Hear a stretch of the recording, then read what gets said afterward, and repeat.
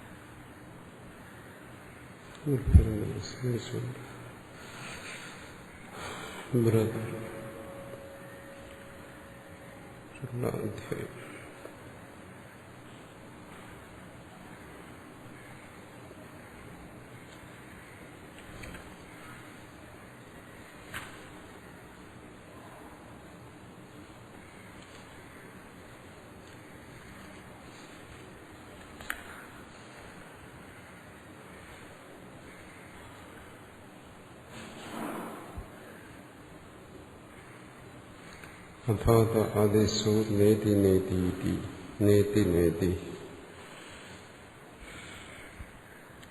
നേതസ്മാത് ഇതി നേതി അന്യത് പരം അസ്തി. നേതി നേതി നമ്മൾ പറഞ്ഞു, നിഷേധമുഖേന ബോധിപ്പിക്കുകയാണ്.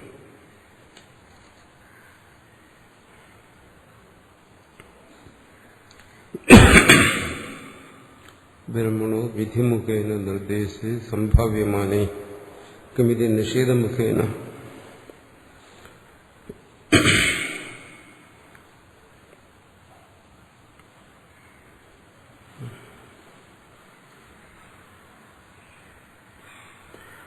വിധിമുഖമായി ബോധിപ്പിക്കാമല്ലോ,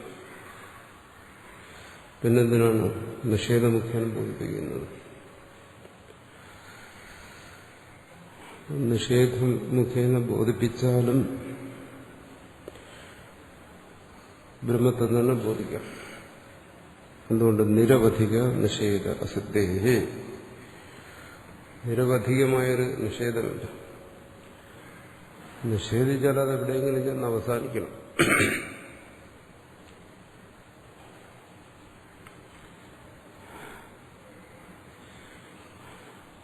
കാരണം ഇതിന് മുമ്പിൽ മൂർത്താമൂർത്തം കുറിച്ചാണ് ചർച്ച ചെയ്യുന്നത്. അതാണ് ഇവിടെ നേതി നേതി എന്ന് വന്നത്.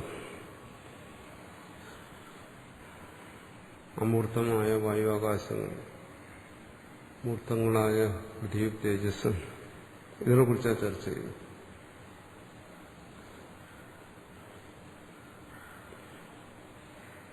ബ്രഹ്മത്തെ പറയുമ്പോൾ ഇതിനെ നിഷേധിക്കും, ഇതല്ല.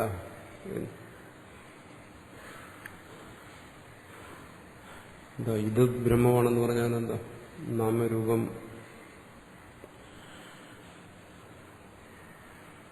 ആയി കാണുന്ന ഇതെല്ലാം ബ്രഹ്മം എന്ന് പറഞ്ഞാൽ ബ്രഹ്മത്തിന്റെ സ്വരൂപത്തെക്കുറിച്ച് ഭ്രമം ഉണ്ടാവും.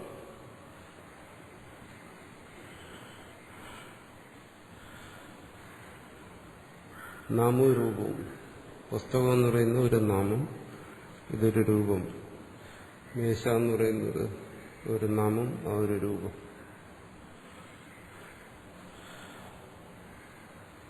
ഇത് ബ്രഹ്മമെന്ന് ധരിച്ചു കഴിഞ്ഞാൽ എന്താ ദോഷം? കാരണം ഇത് രണ്ടും പരിച്ഛിന്നമായിട്ടാണ് അനുഭവപ്പെടുന്നത്. ഒരു വസ്തുവിനെ നാമത്തോടും രൂപത്തോടും കൂടി അനുഭവപ്പെടുമ്പോൾ നമുക്കത് പരിച്ഛിന്നമായി അനുഭവപ്പെടും. എന്നുവെച്ചാൽ പരിമിതമാണ്. ഒന്ന് മറ്റൊന്നിൽ നിന്ന് വേറിട്ട് നിൽക്കുന്നു, ഒന്ന് മറ്റൊന്നിലില്ല.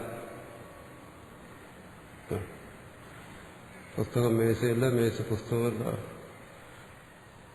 ഒന്നിന്റെ സ്വരൂപമല്ല മറ്റൊന്നിന്റെ സ്വരൂപം. പുസ്തകത്തിന്റെ സ്വരൂപമല്ല മേശയുടെ സ്വരൂപം. അപ്പോൾ നാമരൂപകമായി അനുഭവപ്പെടുന്ന ഇതിനെ ഇതേ രൂപത്തിൽ ബ്രഹ്മം എന്ന് കൽപ്പിച്ചു കഴിഞ്ഞാൽ ഈ ദോഷങ്ങൾ വരും. പരിച്ഛത്തി, പരിച്ഛിന്നത. അങ്ങനെ വന്നാലെന്താ? അങ്ങനെ സ്വീകരിക്കുക. ബ്രഹ്മത്തെക്കുറിച്ച് എന്താ പറയുന്നത്? സത്യം, ജ്ഞാനം, അനന്തം, വിജ്ഞാനം, ആനന്ദം സർവവ്യാപകമാണ്. പുസ്തകം സർവവ്യാപകമാണ്. അല്ലല്ലോ, അതിവിടെ അതിന് പരിമിതിയുണ്ട്. കാലം കൊണ്ടും ദേശം കൊണ്ടും പരിമിതിയുണ്ട്. ദേശയ്ക്കും കാലം കൊണ്ടും ദേശം കൊണ്ടും പരിമിതിയുണ്ട്. കാലദേശ അതീതമാണെന്ന് പറയുന്നു. അപ്പം നമ്മൾ അനുഭവപ്പെടുന്ന ഇന്ദ്രിയങ്ങളിലൂടെ ഗ്രഹിക്കുന്ന ഈ പരിച്ഛിന്നമായ വസ്തുക്കളെ ഇതേ രൂപത്തിൽ ഇത് ബ്രഹ്മം എന്ന് സ്വീകരിക്കാൻ വയ്യ. കാരണം ബ്രഹ്മത്തെ സർവ്വവ്യാപി എന്ന് പറയുന്നു. ബ്രഹ്മത്തിന് എന്തെല്ലാം പറയുന്നു അതിനെല്ലാം നേരെ വിപരീതമായ കാര്യങ്ങളാണ് ഇവിടെ അനുഭവപ്പെടുന്നത് നാമരൂപങ്ങളിൽ. അത് നിത്യമെന്ന് പറഞ്ഞാൽ ഇത് അനിത്യമാണ്. അത് നിർവികാരി എന്ന് പറഞ്ഞാൽ ഇത് വികാരിയാണ്. അപ്പോൾ പ്രപഞ്ചത്തെ ഇവിടെ മൂർത്ത അമൂർത്തങ്ങളായി നിർദ്ദേശിച്ചു. മൂർത്ത അമൂർത്തങ്ങൾ നാമരൂപങ്ങളാണ്. രൂപമില്ലെങ്കിൽ നാമങ്ങളും കാണും. അപ്പോൾ ഇതിന് ഇതേ രീതിയിൽ ബ്രഹ്മം എന്ന് സ്വീകരിച്ചു കഴിഞ്ഞാൽ അത് ബ്രഹ്മത്തിന്റെ വ്യാപകത്വം, അനന്തത തുടങ്ങിയ സ്വഭാവങ്ങൾക്കെല്ലാം വിരുദ്ധമാകും. അതുമാത്രമല്ല, പറയുന്നത് എന്താണ്? അത് സച്ചിദാനന്ദമാണ് എന്ന് പറയും.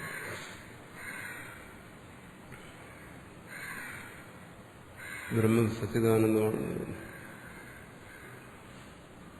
അപ്പോൾ ഇതങ്ങനെയല്ല, നാമരൂപാത്മകമാണ്. മറ്റൊരു സച്ചിദാനന്ദമാണ്. നാമരൂപാത്മകം എന്ന് പറയുന്നത് സ്വന്തം അനുഭവത്തെ, ഓരോ ജീവന്റെ അനുഭവത്തിനനുസരിച്ച്. അപ്പോൾ ഈ നാമരൂപാത്മകമായിരിക്കുന്ന വസ്തുക്കളെ ഇതേ രീതിയിൽ സ്വീകരിച്ചു കഴിഞ്ഞാൽ അവിടെ ബ്രഹ്മ ലക്ഷണം യോജിക്കുന്നില്ല.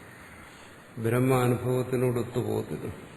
അതുകൊണ്ടാണ് നിഷേധിക്കേണ്ടത്. നേതി നിഷേധിച്ചേ പറ്റും. വേറെ വഴിയില്ല. അല്ലെങ്കിൽ പരിച്ഛിന്നമായിരിക്കുന്ന ഇതാണ് ബ്രഹ്മം എന്ന് പറഞ്ഞാൽ ശരി. എന്നാൽ അങ്ങനെ സ്വീകരിക്കുക. സ്വീകരിച്ചാൽ എന്താണ്? അങ്ങനെ ഒരു ബ്രഹ്മജ്ഞാനം കൊണ്ട് യാതൊരു പ്രയോജനമില്ല. അതുകൊണ്ട് സംസാര നിവൃത്തി ഉണ്ടാകുന്നില്ല. മാത്രമല്ല അനർത്ഥങ്ങളെല്ലാം ഉണ്ടാകുകയും ചെയ്യും. കാരണം ഈ പുസ്തകത്തെ പുസ്തകമായി അറിയുന്നതുകൊണ്ട്, നാമരൂപാത്മകമായി അറിയുന്നതുകൊണ്ട് എന്താ പ്രയോജനം? എന്താ? സംസാര നിവൃത്തി ഉണ്ടാകുമില്ല. അനർത്ഥങ്ങളുണ്ടാകും. ഇഷ്ടാനിഷ്ട ബുദ്ധി ഉണ്ടാകും. പ്രാപ്തി പരിഹാര ഇച്ഛയുണ്ടാകും. രാഗദ്വേഷങ്ങളുണ്ടാകും. അത് തന്നെ സംസാരം. അതുകൊണ്ടാണ് ഇവിടെ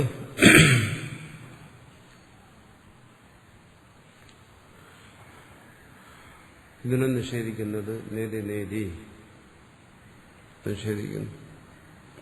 അപ്പം അതിനുള്ള പറഞ്ഞെന്താണ്? ആ നിഷേധത്തിന് ഒരവധി വേണം. എവിടെ ചെന്നാൽ നിഷേധം നിൽക്കും? ഇങ്ങനെ നാമരൂപങ്ങളെ, മൂർത്ത അമൂർത്തങ്ങളെല്ലാം നിഷേധിച്ചു കഴിഞ്ഞാൽ നിഷേധിക്കാൻ കഴിയാത്ത പരമാർത്ഥത്തിലെത്തിച്ചേരും.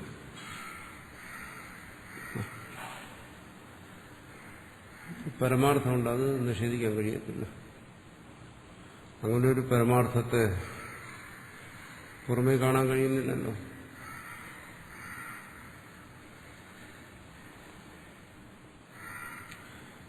ഇവിടെ കാണുന്നതിനെല്ലാം നമുക്ക് നിഷേധിക്കാം.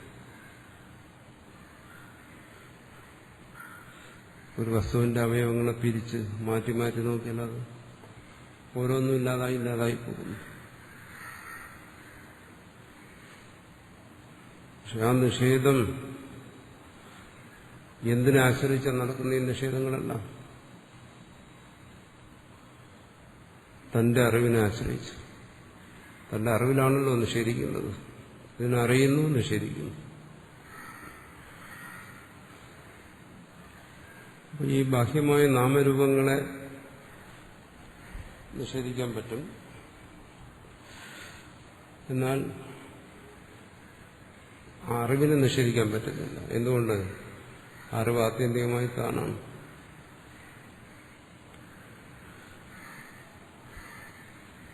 തന്നിൽ താനാണ് അപ്പോൾ നിഷേധത്തിന്റെ അവധി. അറിവായിരിക്കുന്നതാണ് താൻ, അല്ലെങ്കിൽ സച്ചിദാനന്ദമായിരിക്കുന്ന താൻ. അതാ നിഷേധത്തിന്റെ അവധിയാകുന്നു. അതുകൊണ്ട് ഇവിടെ നിഷേധിക്കാതെ നിവൃത്തിയില്ല. ആ നിഷേധത്തിന്റെ അറിവ് തന്നെ നിഷേധിക്കാനോട്ട് കഴിയുന്നുമില്ല. അപ്പോൾ അവിടെ തന്നെ ബോധിപ്പിക്കുന്ന എന്താണ്? അത് സച്ചിദാനന്ദമാണ്.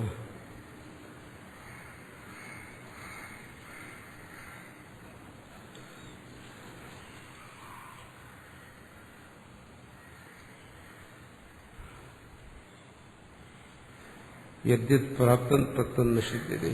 എന്തെല്ലാം വിഷയമാകുന്നുണ്ടോ എല്ലാത്തിനും നിഷേധിക്കും. സച്ചിദാനന്ദത്തെ ഒഴികെ. എന്തുകൊണ്ട്? താൻ നിഷേധിക്കാൻ ഒരു വേണ്ടേ?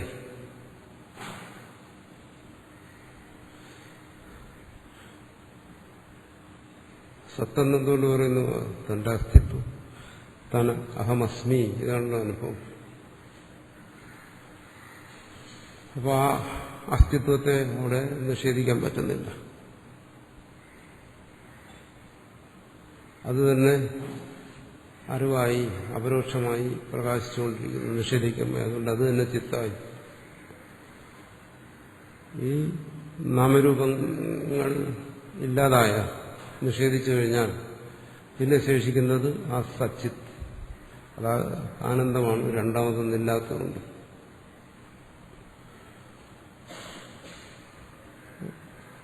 അതൊഴികെ ബാക്കിയെല്ലാം നിഷേധിക്കുന്നു. അവിടെ ഈ ബ്രഹ്മലക്ഷണമെല്ലാം യോജിക്കുന്നു.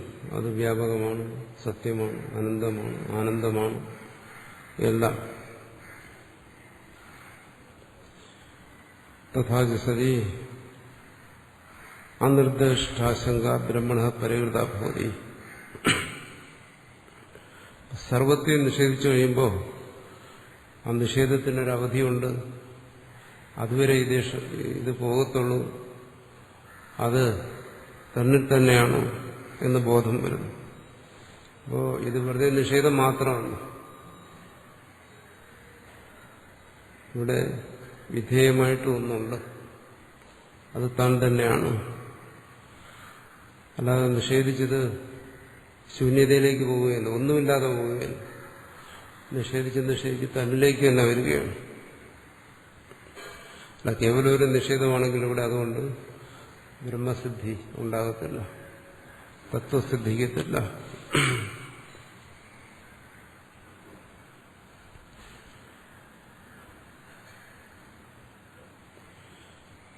എന്തിനാണ് ഇവിടെ നിഷേധിക്കുന്നത് തന്നെ?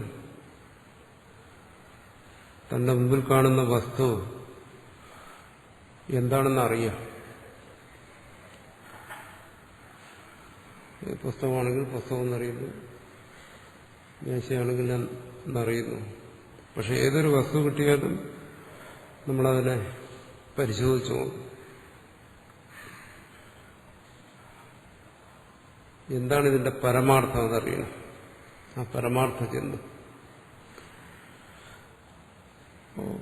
ഈ കാണുന്നത് പരമാർത്ഥമല്ല. അതുകൊണ്ട് ഇതിനപ്പുറം എന്ത് പരമാർത്ഥം? കാണുന്നത് പരമാർത്ഥമല്ല, നേതി, ഇതല്ല പരമാർത്ഥം. അപ്പൊ ആ പരമാർത്ഥത്തെക്കുറിച്ചുള്ള ജിജ്ഞാസ, സത്യത്തെക്കുറിച്ചുള്ള ജിജ്ഞാസ. ആ ജിജ്ഞാസ ശമിക്കണമെങ്കിൽ സത്യത്തിലെത്തിച്ചേരണം. നിഷേധം കൊണ്ട് മാത്രം കാര്യമായില്ല. നമ്മൾ പറയുന്നത് ആ പുരുഷന്റെ വിവിധയുടെ നിവർത്തകമായി ഒരു പരമാർത്ഥമുണ്ട്. അതിലൂടെ ആദ്യം ബ്രഹ്മ ജപയിഷ്യാമി ഇതിജ വാക്യ പരിസമാപ്തിയർത്ഥ. ആദ്യം അങ്ങനെ തുടങ്ങുന്നു, ബ്രഹ്മത്തെ നിനക്ക് ബോധിപ്പിക്കാം. ഇതെന്താണ് ആ ബ്രഹ്മം? മൂർത്താമൂർത്തങ്ങളെ കുറിച്ച് വിശദീകരിച്ചു. ഇന്നതൊക്കെയാണ്, ഇതാണ് ബ്രഹ്മം. അവിടെ ഒരുപാട് ചോദ്യങ്ങൾ വരും. ഇതെങ്ങനെ ബ്രഹ്മമാകും? ഇതറിഞ്ഞിട്ട് എന്താ പ്രയോജനം? ബ്രഹ്മത്തെക്കുറിച്ച് എന്താ പറയാനുള്ളത്? അത് സദാനന്ദം എന്ന് പറയുന്നത് ഇതെങ്ങനെയാകും? അപ്പൊ ഇതിനെ നിഷേധിക്കുന്നു. അപ്പോ ആ ബ്രഹ്മത്തിൽ കാണുന്ന, ആ പരമാർത്ഥത്തിൽ കാണുന്ന പരിച്ഛിന്നതകളെയാണ് നിഷേധിക്കുന്നത്. നാമരൂപങ്ങളെ നിഷേധിക്കുന്നു എന്ന് പറയുന്നു. ബ്രഹ്മത്തിൽ അത് അനുഭവപ്പെടുന്നുണ്ട്, ഈ പരിച്ഛിന്നതകൾ, നാമരൂപങ്ങൾ. അപ്പോൾ ആ പരമാർത്ഥത്തെ ബോധിപ്പിക്കാൻ വേണ്ടി അതിനെ കൂടെ നിഷേധിച്ച് അവനെ തത്വനിഷ്ഠനാക്കുന്നു. യഥാതു സർവധി കാലാദി വിവിധിഷ നിവർത്തിത സർവോപാധി നിരാകരണദ്വാരേണ തഥാ സൈന്ധവഘനവത് ഏകരസം പ്രജ്ഞാനഘനം അനന്തരം അബാഹ്യം സത്യസ്യ സത്യം അഹം ബ്രഹ്മാസ്മീതി സർവതോ നിവർത്തതേ വിവിധിഷ. ഈ അന്വേഷണ ബുദ്ധി, അറിയാനുള്ള ആഗ്രഹം,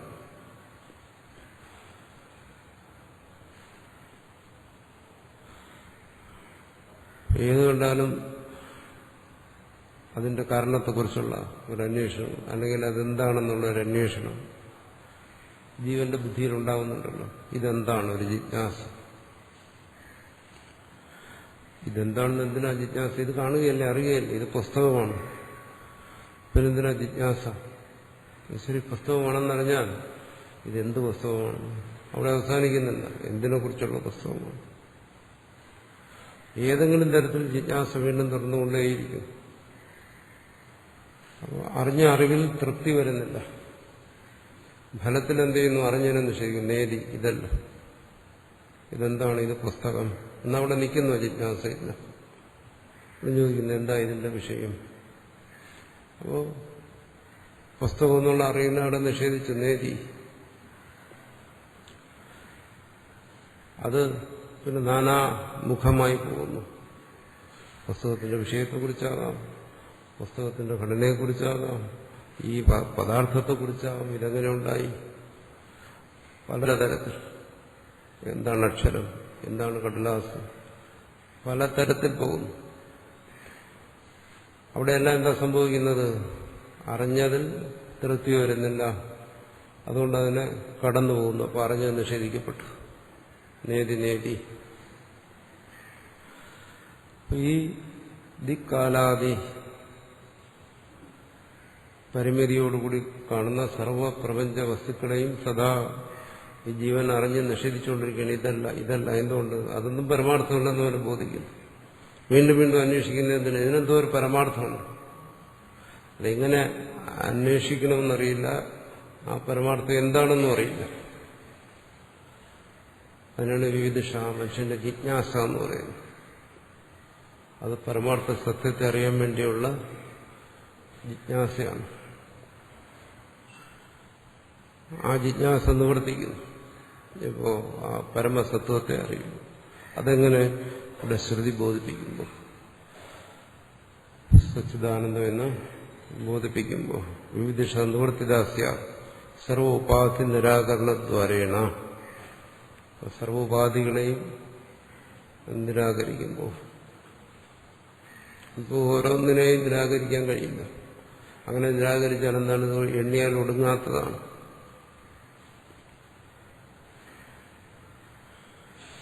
എത്ര എന്ന് പറഞ്ഞ് നിഷേധിക്കും? ഈ ഭൂമിയെ നിഷേധിക്കാൻ കഴിഞ്ഞാൽ ഓരോ മണൽത്തരിയും നിഷേധിച്ചുകൊണ്ടിരുന്ന അനന്തകാലം, അനന്തദേശം. ഓരോന്നിന്റെയും തത്വം നമ്മൾ അറിയാൻ ശ്രമിക്കുന്നു, ഇതെല്ലാം മനസ്സിലാക്കുന്നു, വീണ്ടും മുമ്പോട്ട് പോകുന്നു. അനന്തകാലം കൊണ്ടും ഈ ഇവയുടെ തത്വത്തെ അങ്ങനെ ഗ്രഹിക്കാൻ പറ്റത്തില്ല. അപ്പോൾ പറയുന്നത് എന്താണോ? നേതി നേതി ഒറ്റയടിക്കുന്ന ശരിക്കും ഈ നാമരൂപങ്ങളൊന്നുമല്ല. ആ നാമരൂപം എന്ന് പറയുന്നത് എല്ലാത്തിനും ബാധകമാണ്. ശബ്ദസ്പർശരൂപരസഗന്ധമായി അനുഭവപ്പെടുന്ന സർവത്തിനും ബാധകമാണ്. അതാതിന്റെ രൂപത്തെയും അതിനെ കുറിക്കുന്ന ശബ്ദത്തെയും നിഷേധിക്കുന്നു. അങ്ങനെ പ്രപഞ്ചത്തെ ഒറ്റയടിക്കുന്ന ശരിക്കും നാമരൂപമായിരിക്കുന്ന ഇതൊന്നുമല്ല. അതിന്റെ വ്യാപ്തി, ആ നിഷേധത്തിലൂടെ സർവത്തെയും നിഷേധിക്കണം. അതിനു വേണ്ടിയിട്ടാണ് ഇവിടെ പറഞ്ഞ ആവർത്തി, വ്യാപ്തി, നേതി നേതി. ഒരു തവണയല്ല പറഞ്ഞത്, ഓരോന്നോരോന്നായിട്ടെടുത്ത് നിഷേധിക്കുന്നതിന് പകരം സർവത്തെയും നിഷേധിക്കുന്നു.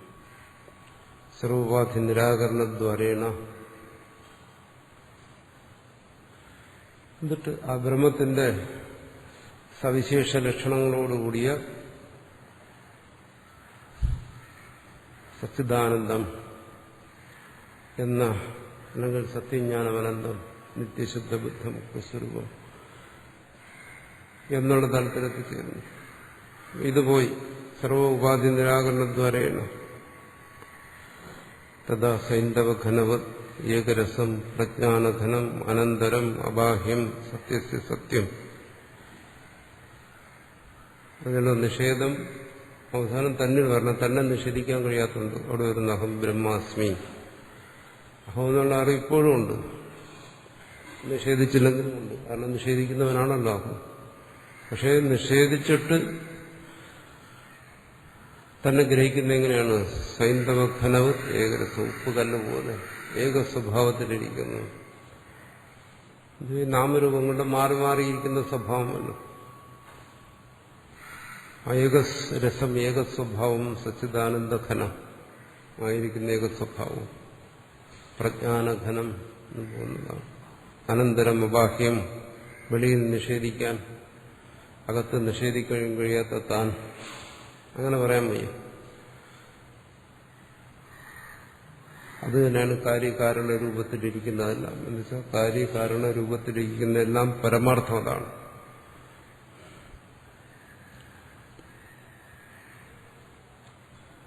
സത്യസ്യ സത്യം.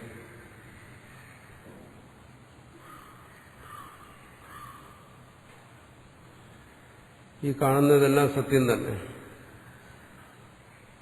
എല്ലാം നിഷേധിക്കുന്ന നാമരൂപാത്മകമായിരിക്കുന്ന എല്ലാ സത്യം തന്നെ. പിന്നെന്തിനാ നിഷേധിക്കുന്നത്? അത് സത്യത്തിന്റെ സത്യരൂപത്തിൽ ആണ് എല്ലാം സത്യം എന്ന് പറയുന്നത്. കാണുന്നതിന്റെ പരമാർത്ഥ രൂപത്തിൽ.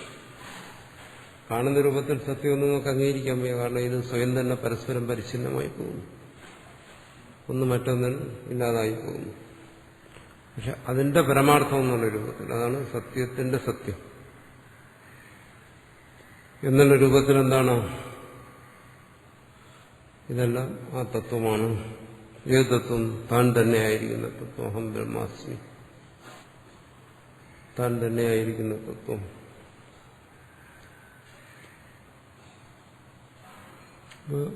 അങ്ങനെ ഈ നാമരൂപങ്ങളെല്ലാം നിഷേധിച്ചിട്ട് പിന്നീട് സത്യം, ജ്ഞാനം, ആനന്ദം, സൈന്ധവഘനം, ഏകരസം, പ്രജ്ഞാനഘനം, അനന്തരം, അബാഹ്യം എന്നെല്ലാം പറഞ്ഞ ഈ നാമങ്ങൾ ഇത് ശേഷിക്കുന്നില്ല. നേരത്തെ പറഞ്ഞ നിഷേധ മുഖേനെല്ലാം തള്ളിക്കളഞ്ഞു. ഈ നാമങ്ങളോ? ഈ നാമങ്ങളും അതിൽപ്പെടുന്നതാണ്. നാമം എന്നുള്ള നിലയ്ക്ക് ഈ നാമങ്ങളും പോകും.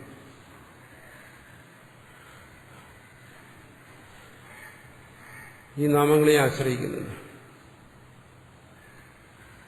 അതുകൊണ്ടാണ് പറയുന്നത് എന്താണ്? സൈന്ധവഘനം, ഏകരസം, പ്രജ്ഞാനഘനം, അനന്തരം, ബാഹ്യം, സത്യസ്യ സത്യം എന്നെല്ലാം പറയുമ്പോൾ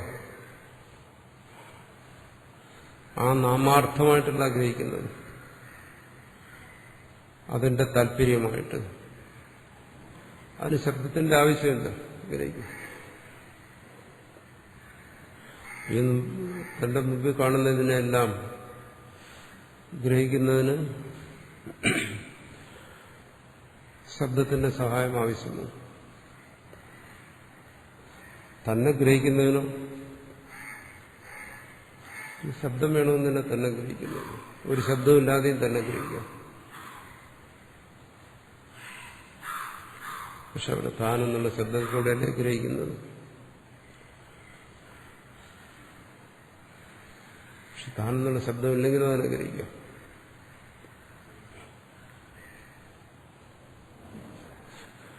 ശബ്ദത്തെ ആശ്രയിച്ചല്ല. അതുകൊണ്ട് സത്യജ്ഞാനാദി ശബ്ദങ്ങളെയും അവിടെ നിഷേധിക്കും. താനെന്നുള്ള ശബ്ദമില്ലാതെ ഈ പറയുന്ന സത്യം, ജ്ഞാനം, അനന്തം എന്നെല്ലാം പറയുമ്പോൾ നമ്മുടെ മനസ്സിൽ വരുന്ന ഭാവനകളാണ്.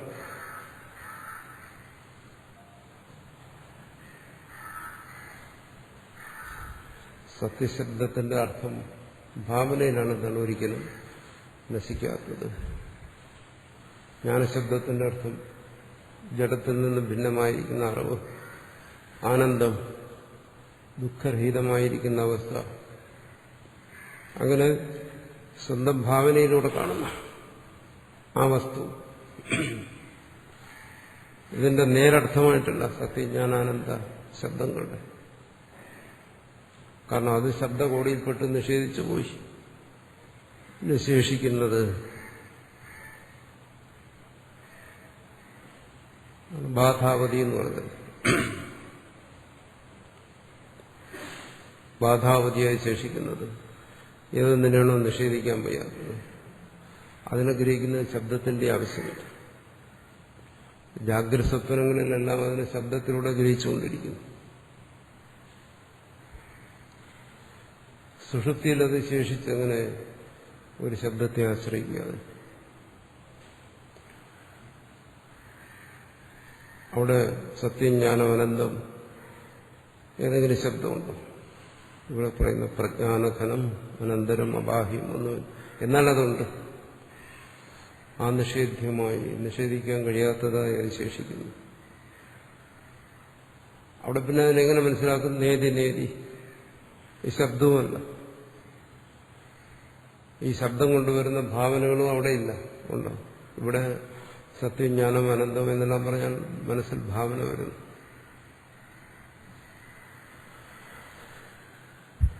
അവിടെ എന്തെങ്കിലും ഭാവനയുണ്ട്?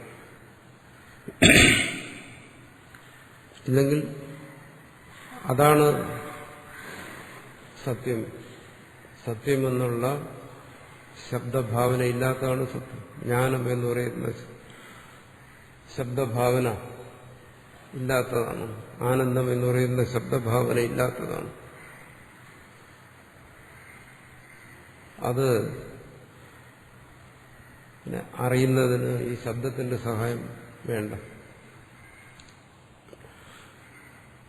പിന്നെ എങ്ങനെ അതറിയുന്നു? അത് സ്വയം അറിവായതുകൊണ്ട് തന്നെ. എന്നുവെച്ചാൽ സ്വയം പ്രകാശിക്കുന്നത് കൊണ്ട് തന്നെ, അല്ലെങ്കിൽ സ്വയം അറിവായതുകൊണ്ട് അത് സ്വയം പ്രകാശിച്ചു നിൽക്കുന്നു. അതാണ് ഇതിന്റെ ഒന്നും സഹായമില്ലാതെ. അതവിടെ നിലനിന്നത്. അതെങ്ങനെയാണ് അവിടെ നിലനിന്നത് അതുപോലെ ഇവിടെയും നിലനിൽക്കുന്നു. അതിന്റെ സ്വരൂപത്തിന് മാറ്റം വരുന്നില്ല. പിന്നെ ഇവിടെ എന്താ ചെയ്യുന്നത്? വിധി മുഖേനയെന്നോ അല്ലെങ്കിൽ നിഷേധ മുഖേനയെന്നോ പറഞ്ഞാൽ അതിനെ അറിയാനൊരു ശ്രമം.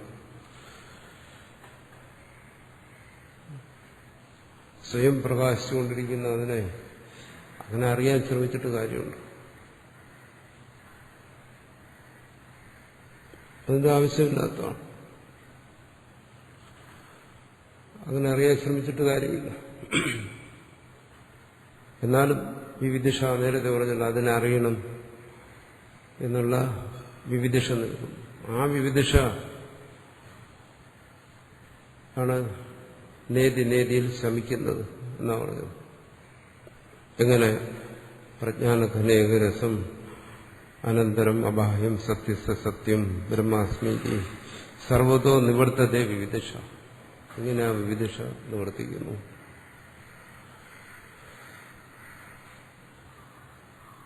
അതുകൊണ്ട്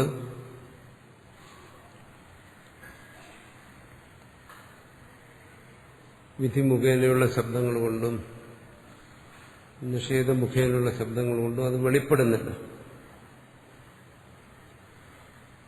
നിഷേധം മുഖേന വരുമ്പോൾ അത് ഒരിടത്ത് അവസാനിക്കുന്നു. അതാണ് ബാധാവധി എന്ന് പറയുന്നത്.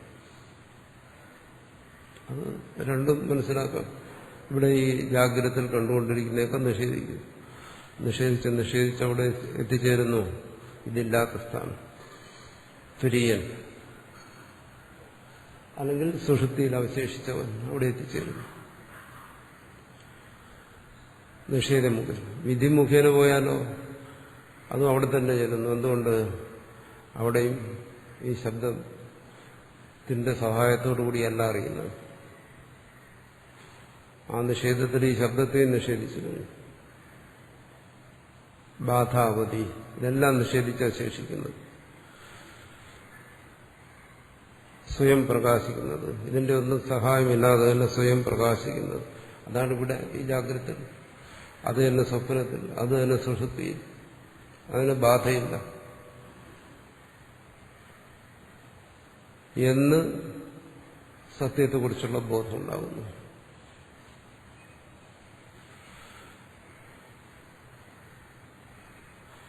ഈ ബോധം അല്ലെങ്കിൽ ഈ പ്രജ്ഞ ഇതെന്ത് ചെയ്യുന്നു? ആത്മന്യേവ അവസ്ഥിത പ്രജ്ഞ ഭവതി. ഇതെന്താണെന്നറിയുന്നതിനുള്ള ജിജ്ഞാസ അവസാനിക്കുന്നു. ഇതിനെക്കുറിച്ചുള്ള ഈ പ്രജ്ഞ, സ്വസ്വരൂപത്തെക്കുറിച്ചുള്ള ആ പ്രജ്ഞ, തുര്യനെ സംബന്ധിച്ചുള്ള പ്രജ്ഞ,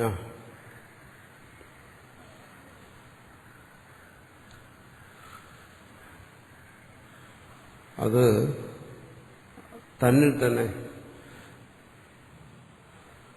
ഏകീഭവിക്കുന്നു, അവസ്ഥിതമായിത്തീരുന്നു. ഇവിടെ വിധി നിഷേധങ്ങളിലൂടെ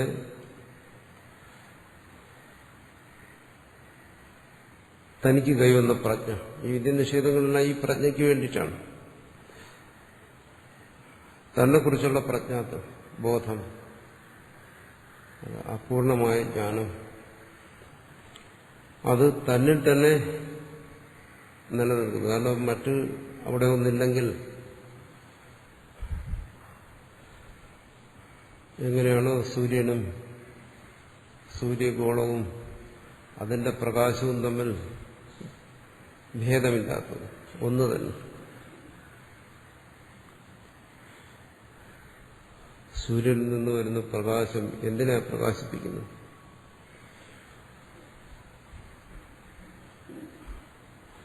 നമുക്ക് തോന്നി നാമരൂപങ്ങളെയൊക്കെ പ്രകാശിപ്പിക്കുകയാണ്. അപ്പൊ സൂര്യനിൽ നിന്നുള്ള പ്രകാശത്തിന്റെ സഹായത്തോടുകൂടി നമ്മൾ ഈ നാമരൂപങ്ങളെയൊക്കെ കാണുന്നു. ഇതാണ് ദ്വന്ദ്വാനുഭവം, ദ്വൈതാനുഭവം എന്ന് പറയുന്നത്. അപ്പോൾ നമ്മൾ പറയുന്നു മേശയുണ്ട്, പുസ്തകമുണ്ട്, അതുകൊണ്ട് ഇതുണ്ട്. പക്ഷെ ഒന്നുകൂടെ ചിന്തിച്ചാൽ മനസ്സിലാകും എന്താണ് ആ സൂര്യനിൽ നിന്നുള്ള പ്രകാശം. പരമാർത്ഥത്തിൽ പ്രകാശിപ്പിക്കുന്ന സൂര്യനെ,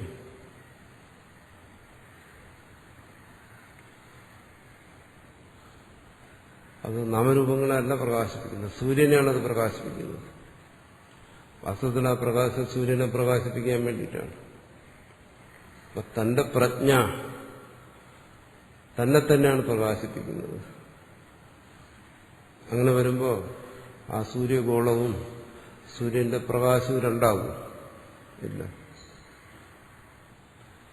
ആ സൂര്യന്റെ പ്രകാശത്തിലൂടെ ഈ നാമരൂപങ്ങളെ, വസ്തുക്കളെ കാണുമ്പോഴാണ് ഇതൊക്കെ പലതെന്ന് തോന്നുന്നു. സൂര്യൻ, അതിന്റെ പ്രകാശം, ആ പ്രകാശം കൊണ്ട് രൂപങ്ങൾ, ഈ ഭേദം വരുന്ന അവിടെയാണ്. സൂര്യന്റെ പ്രകാശം അത് സൂര്യനാണ് പ്രകാശിപ്പിക്കുന്നതെന്നറിഞ്ഞാൽ ഈ പ്രജ്ഞ എന്ത് വരുന്നു? ആത്മന്യേവ അവസ്ഥിതാഭൂതി. പ്രജ്ഞ ആത്മനിഷ്ഠമാകുന്നു എന്ന് പറയുന്നത്. അവിടെ സൂര്യനെയും അതിന്റെ പ്രകാശത്തെയും വേർതിരിക്കാൻ കഴിയാത്തതുപോലെ സ്വസ്വരൂപത്തെയും പ്രജ്ഞയെയും ബോധത്തെയും വേർതിരിക്കാൻ കഴിയത്തില്ല. അത് സ്വരൂപമായി തന്നെ പ്രകാശിക്കുന്നു. അവിടെ വിധി നിഷേധം രണ്ടിനും അപ്പുറമാണ്. കാരണം വിധി എന്ന് പറയുന്നതിനും നമുക്കുണ്ട് പരിമിതിയുണ്ട്. എന്തുകൊണ്ട്? വിധിക്ക് നമ്മൾ ശബ്ദത്തെ ആശ്രയിച്ചു. നിഷേധം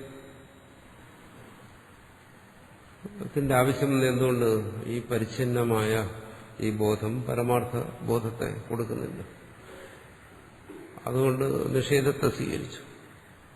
എന്നാൽ വിധിയെ സ്വീകരിച്ചാലോ അതും ഈ നിഷേധിക്കപ്പെടുന്നതാണ്. കാരണം നാമരൂപം അതിൽ പെട്ടുപോയി. അപ്പോ അതും പോയി, നിഷേധവും പോയി, വിധിയും പോയി. പിന്നെ ശേഷിക്കുന്ന എന്താണ്? ഈ വിധിയെയും നിഷേധത്തെയും എല്ലാം സ്വീകരിച്ചിരിക്കുന്ന പ്രജ്ഞയാണ്. അതാണ് ശേഷിക്കുന്നത്. ആ പ്രജ്ഞ എന്ത് ചെയ്യുന്നു? അത് സ്വസ്വരൂപത്തെ പ്രകാശിപ്പിക്കുന്നു. എന്തിനു വേണ്ടി? അതിനു വേണ്ടിയിട്ടാണ്. സ്വരൂപത്തെ പ്രകാശിപ്പിക്കാൻ വേണ്ടിയുള്ളതാണ്. അത് പ്രജ്ഞയ്ക്ക് എങ്ങനെ അതിനെ പ്രകാശിപ്പിക്കാൻ കഴിയുന്നു? കാരണം അത് രണ്ടും രണ്ടല്ല. പ്രജ്ഞയും സ്വരൂപവും രണ്ടല്ല. അത് ഒന്നായതുകൊണ്ട് എന്താണ്? അത് പ്രകാശിപ്പിക്കുന്നു എന്ന് പറഞ്ഞാൽ അത് സ്വയം പ്രകാശിക്കുന്നു. സൂര്യൻ സ്വയം പ്രകാശിക്കുന്നു. എന്നാലും നമ്മൾ സൂര്യനെ കാണുന്നത് എങ്ങനെ? അതിന്റെ കിരണങ്ങളിലൂടെയാണ് കാണുന്നത്, അതിന്റെ പ്രകാശത്തിലൂടെയാണ് കാണുന്നത്. ഇവിടെ ആത്മന്യേവ അവസ്ഥിത പ്രജ്ഞാഭൂതി. പ്രജ്ഞ സ്വസ്ഥിതമാകുന്നു, സ്വരൂപസ്ഥിതമാകുന്നു. അത് തന്നെ തന്നെ പ്രകാശിപ്പിച്ചുകൊണ്ട് നിൽക്കുന്നു. അവിടെ വിധിയുമില്ല, നിഷേധവുമില്ല. രണ്ടിന് സ്ഥാനമില്ല, രണ്ടും ഒരുപോലെ.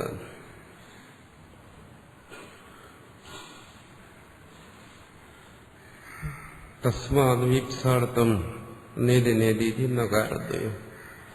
അതുകൊണ്ട് ആ സർവനിഷേധം എന്നുള്ള ഒരു അവസ്ഥയിൽ എത്തിച്ചേരും.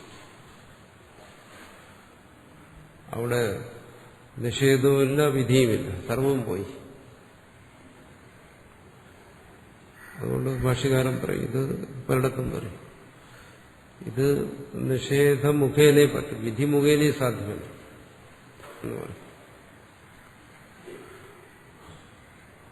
കാരണം സച്ചിദാനന്ദം എന്ന് പറഞ്ഞാലും അവിടെ കേവലം ശബ്ദഭാവനയെ ആശ്രയിക്കേണ്ടി വരും. നാമരൂപങ്ങളെ നിഷേധിക്കുമ്പോൾ ആ ശബ്ദത്തെയും നിഷേധിക്കും, ശബ്ദകാര്യമായ ശബ്ദഭാവനയും നിഷേധിക്കും. പ്രജ്ഞ അതാണ് ഇതെല്ലാം ചെയ്തുകൊണ്ടിരിക്കുന്നത്.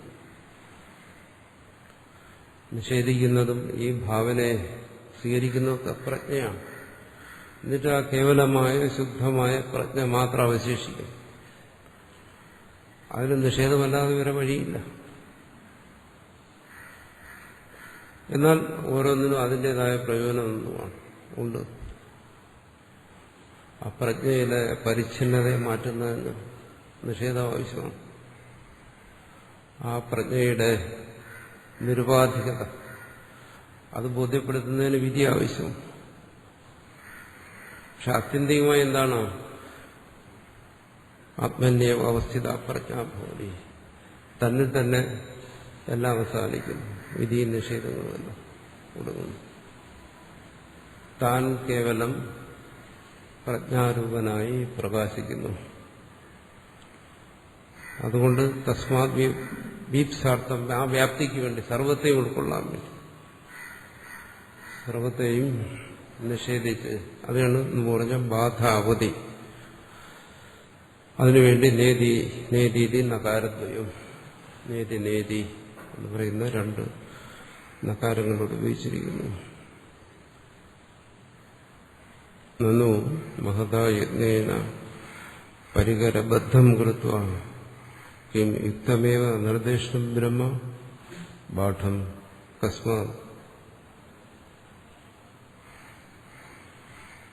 നഹി യസ്മാദിതി നേതി നേതി ഏതസ്മാദിതി ഇതി വ്യാപ്തസ്യ പ്രകാര വ്യാപ്തവ്യ പ്രകാര നകാരദ്വേസ്യ വിഷയാ നിർദ്ദിശ്യന്തേ യഥാ ഗ്രാമോ ഗ്രാമം രമണീയ ഇതി അന്യത് പരം നിർദ്ദേശനം നാസ്തി തസ്മാ അയമേവ നിർദ്ദേശോ ബ്രഹ്മണഃ. ചോദിക്കുകയാണ്, മഹതായജ്ഞേന വിധി നിഷേധം, ഇതെല്ലാം വലിയ യത്നമാണ്, ബുദ്ധിയുടെ ആയാസമാണ്. പരികരബന്ധം കൃത്വ, സർവ്വ തയ്യാറെടുപ്പുകളോട് കൂടിയാണ് പറയുന്നു. ശ്രുതി എന്ന് പറയുന്നു, ഒരു ഭാഗത്ത് സത്യജ്ഞാനം അനന്തം എന്ന് പറയുന്നു, വേറൊരു ഭാഗത്ത് നേതി നേതി എന്ന് പറയുന്നു, ഒരു ഭാഗത്ത് സർവം കൽവിതം ബ്രഹ്മ എന്ന് പറയുന്നു. മൊത്തം ശ്രുതിയിൽ നോക്കുമ്പോൾ ഈ തത്വത്തെ ബോധിപ്പിക്കുന്നതിന് വേണ്ടി വലിയ യത്നവും വലിയ തയ്യാറെടുപ്പുകളും. പരികരബന്ധങ്ങൾക്ക് എന്ന് പറഞ്ഞാൽ അരയും തലയും മുറുക്കിയെന്ന് പറയും. കിംയുക്തമേവ നിർദ്ദിഷ്ടം ബ്രഹ്മ, നിങ്ങൾ ഈ പറയുന്ന ഈ ബ്രഹ്മത്തെ അങ്ങനെ ബോധിപ്പിക്കാൻ കഴിയുമോ? അല്ലെങ്കിൽ ഇതിലൂടെയൊക്കെ അങ്ങനെ ഒരു ബ്രഹ്മത്തെയാണോ ബോധിപ്പിക്കുന്നത്?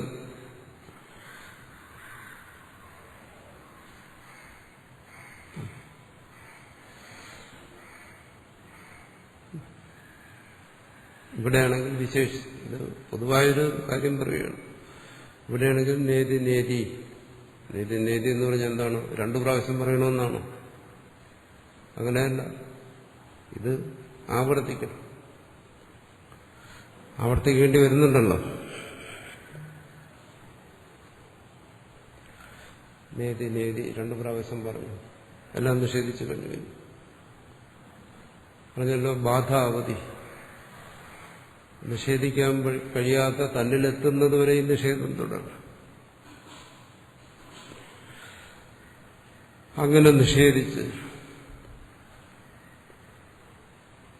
ഈ ബ്രഹ്മത്തെ ബോധിപ്പിക്കാൻ കഴിയുമോ എന്നാണ് വീണ്ടും സംശയം. പറയുന്നു പാഠം. അത് തീർച്ചയായിട്ടും ഇതിന്റെ താല്പര്യം അത് തന്നെയാണ്. നിഷേധിക്കുന്നവന്റെ അനുഭവം അത് തന്നെ. എന്താണ്? താൻ നിഷേധിച്ചുകൊണ്ടേയിരിക്കുന്നു, തന്നെ ഒഴികെ. തന്നെ തനിക്ക് നിഷേധിക്കാൻ കഴിയുന്നില്ല. ജാഗ്രതത്തിലും കഴിയുന്നില്ല, സ്വപ്നത്തിലും കഴിയുന്നില്ല. 2 അവസ്ഥയിലുള്ളൂ. നിഷേധിക്കാൻ പറ്റിയ 2 അവസ്ഥയുള്ളൂ, ജാഗ്രത സ്വപ്നങ്ങൾ. ഇവിടെ 2 നിഷേധിക്കാൻ പറ്റും. തന്നെ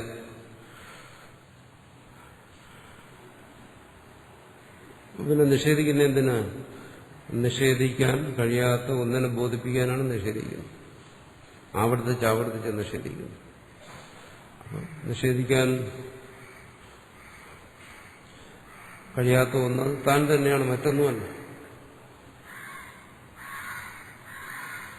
താൻ അവിടെ പരിച്ഛിന്നനല്ല, സത്യം ജ്ഞാനം അനന്തം എന്ന് ബോധിപ്പിച്ചിരിക്കുന്നുണ്ട്. ഒരു ഉദാഹരണം പറയുന്നു, ഗ്രാമോ രമണീയ. ഒരു രാജ്യത്തെക്കുറിച്ച് പറയുകയാണ്, ഗ്രാമ രമണീയ. ഓരോ ഗ്രാമവും രമണീയമാണ് എന്ന് പറയുമ്പോൾ എന്താണ് അതിന്റെ അർത്ഥം? 1 ഗ്രാമം, 2 ഗ്രാമം, 3 ഗ്രാമം, 4 ഗ്രാമം രമണീയമെന്നാണോ? അല്ല, ആ രാജ്യമേ രമണീയമെന്നാണ്. മൊത്തം രാജ്യത്തെ ഉൾക്കൊള്ളാൻ വേണ്ടിയിട്ടാണ് ഗ്രാമ രമണീയ എന്ന് പറയുന്നു. എന്നുവെച്ചാൽ അവിടെ ഒരു വ്യാപ്തി, സർവത്തെ ഉൾക്കൊള്ളുന്ന ഒരു വ്യാപ്തി. അതുപോലെ ഇവിടെയും നേതി നേതി എന്നിങ്ങനെ നിഷേധിക്കുമ്പോൾ അതിന്റെ വ്യാപ്തിയിൽ സർവ നിഷേധത്തിന്റെയും അവധിയായി ബ്രഹ്മം അവശേഷിക്കുന്നു. ശരി, നേതി നേതി എന്ന് പറഞ്ഞു. എത്ര കാലം നിഷേധിക്കും അനന്തമായിരിക്കുന്ന ഈ ബ്രഹ്മത്തെ?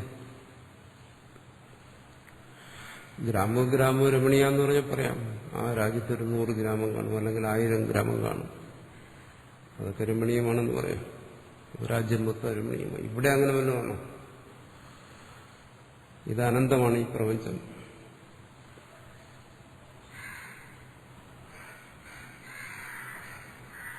അപ്പോൾ അതിന് പറഞ്ഞു അവിടെ എന്തിനും നിഷേധിച്ചു. അതിനാണ് ആദ്യം ഇത് അനന്തമായിക്കൊള്ളട്ടെ ഇതിനെ രണ്ടാക്കുക, മൂർത്ത അമൂർത്തങ്ങൾ, അല്ലെങ്കിൽ ഇതിനെ ഒന്നാക്കുക, നാമരൂപങ്ങൾ, അതിനെല്ലാം പറയപ്പെടും. ആ രീതിയിൽ നിഷേധിക്കും. പ്രപഞ്ചത്തിന്റെ ഒന്നായി കണ്ടിട്ട് അങ്ങ് നിഷേധിക്കും. അങ്ങനെ നിഷേധിച്ചാൽ അവിടെ താൻ തന്നെ ശേഷിക്കും.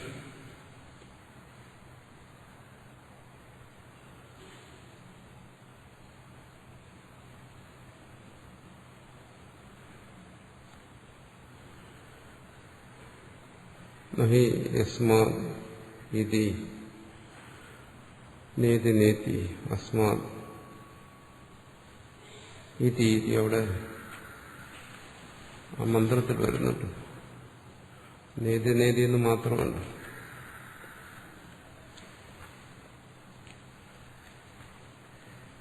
ആദേശവും നേതി നേതി നഹി ഏതസ്മാത് ഇതി ന ഇതി, അതിനെക്കുറിച്ചാണ് പറയുന്നത്.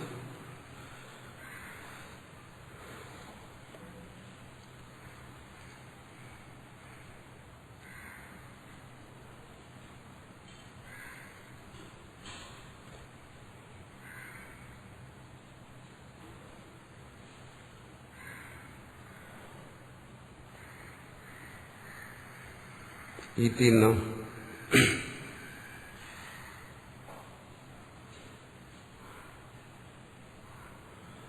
ഇതി ഇതി ഇതി ഇതി ഇതി ഈ ശബ്ദങ്ങളെ കൊണ്ട്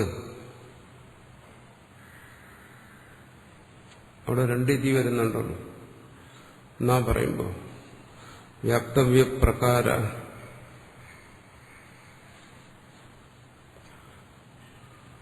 വ്യാപ്തവ്യമാക്കേണ്ടത് എന്തൊക്കെയാണോ വിഷയമാക്കേണ്ടത് ബുദ്ധിക്ക് നിഷേധിക്കാൻ വേണ്ടി എന്തൊക്കെയുണ്ടോ അത് സർവവും നകാരദ്വേഷ്യ വിഷയ.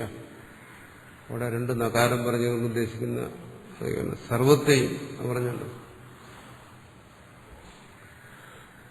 നിഷേധിക്കുകയാണ്. എന്തിനെ ബുദ്ധികൊണ്ട് ഗ്രഹിച്ച് നിഷേധിക്കാൻ പറ്റുമോ സർവത്തെയും. അത് അങ്ങനെ പറയുന്നതുകൊണ്ട് അതിനതെല്ലാം അറിയണമെന്നില്ല.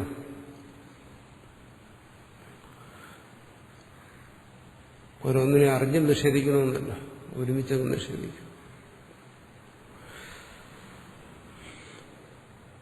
പുസ്തകത്തെ അറിഞ്ഞ് നിഷേധിക്കുന്നു, മേശയെ അറിഞ്ഞ് നിഷേധിക്കുന്നു, അതുപോലെ പരിച്ഛിന്നമായ വസ്തുക്കളെ അറിഞ്ഞ് നിഷേധിക്കും.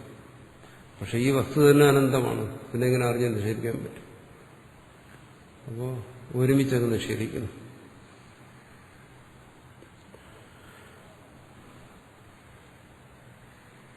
അതിനു വേണ്ടിയിട്ടാണ് യഥാ ഗ്രാമോ ഗ്രാമോ രമണീയ നേപരം നിർദ്ദേശനം നാസ്തി.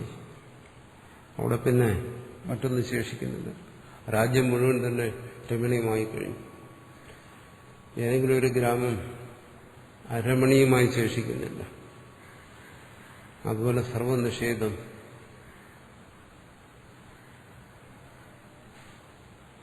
അതാണ് ഇതുകൊണ്ട് ഉദ്ദേശിക്കുന്നത്. തസ്മാദായമേവ നിർദ്ദേശു ബ്രഹ്മണ.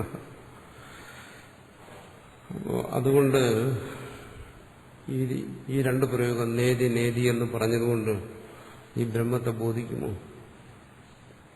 പറയുന്നു ബോധിക്കും.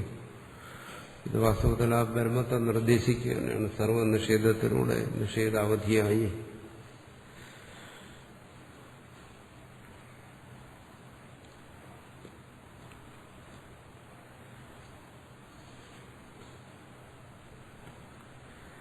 യദുക്തം തസ്യ ഉപനിഷത്ത് എന്ന് പറഞ്ഞല്ലോ, അതിന്റെ ഉപനിഷത്താണ്.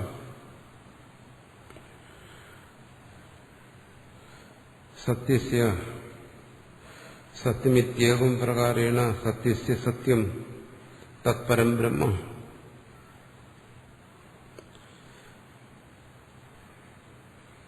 അതോ യുക്തമുക്തം നാമധേയം ബ്രഹ്മണോ നാമൈവ നാമധേയം. അവിടെ മന്ത്രത്തിൽ പറഞ്ഞു ഉപനിഷത്ത്. അതെന്താണ്? അത് ബ്രഹ്മത്തിന്റെ നാമധേയമാണ്. ബ്രഹ്മത്തെ എങ്ങനെ പറയുന്നു? സത്യത്തിന്റെ സത്യം. ഈ കാണുന്ന സത്യത്തിന്റെ എല്ലാം പരമാർത്ഥം തത്പരം ബ്രഹ്മ, അത് പരബ്രഹ്മമാണ്.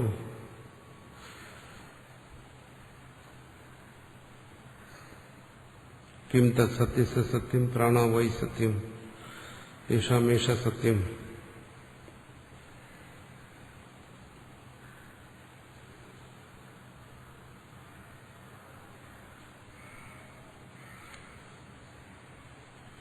ആദിദീക്ഷിതമേതസ്യ തത്വം യദ്ബ്രഹ്മണപരം യാവന്തത്ര നിർദ്ദേശ്യ തേ അർത്ഥാ സർവേ നിവർത്തിതാഃ.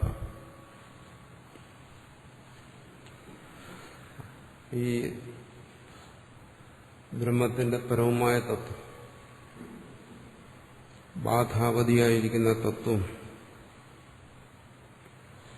അതിനെ ബോധ്യപ്പെടുന്നതിന് എന്തൊക്കെ നിഷേധിക്കണമോ അതിനെല്ലാം നിഷേധിക്കാൻ വേണ്ടി,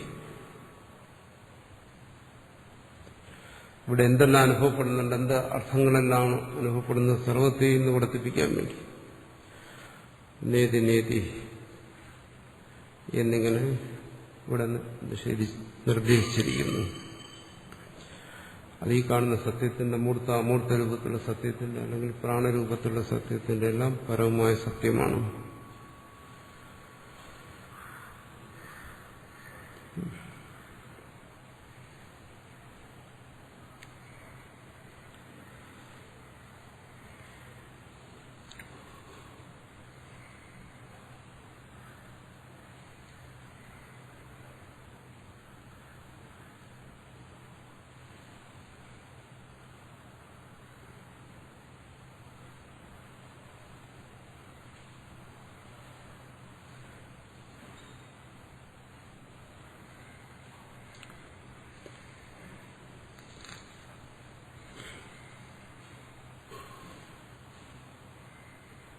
അടുത്ത് നാലാം ബ്രഹ്മം, അതിന്റെ അമുഖം.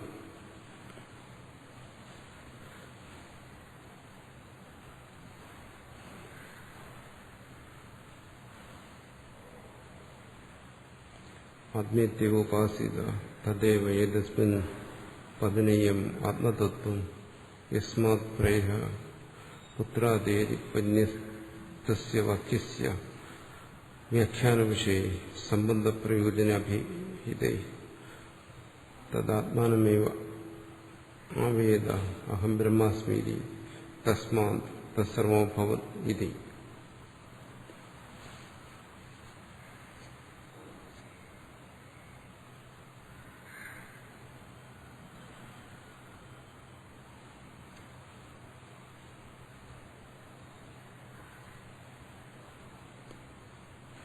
ആത്മീയത്യോപാസീത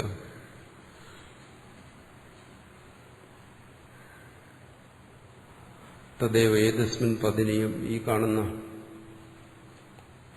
ഈ സംഘാതത്തിൽ, ഈ നാമരൂപാത്മകമായിരിക്കുന്ന ഈ അനുഭവത്തിൽ പതിനിയും ആത്മതത്വം, അതിൽ ആത്മതത്വത്തെ ഗ്രഹിക്കേണ്ടതാണ്.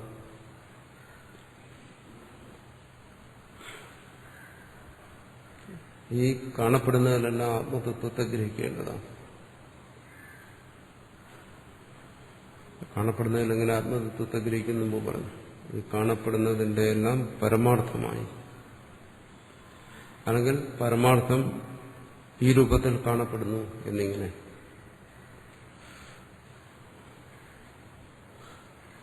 ഈ രൂപങ്ങളല്ല, പരമാർത്ഥം ഈ രൂപത്തിൽ കാണപ്പെടുന്നു. സ്വർണം ആഭരണ രൂപത്തിൽ കാണപ്പെടുന്നു, ജലം തിരയുടെ രൂപത്തിൽ കാണപ്പെടുന്നു എന്നിങ്ങനെ.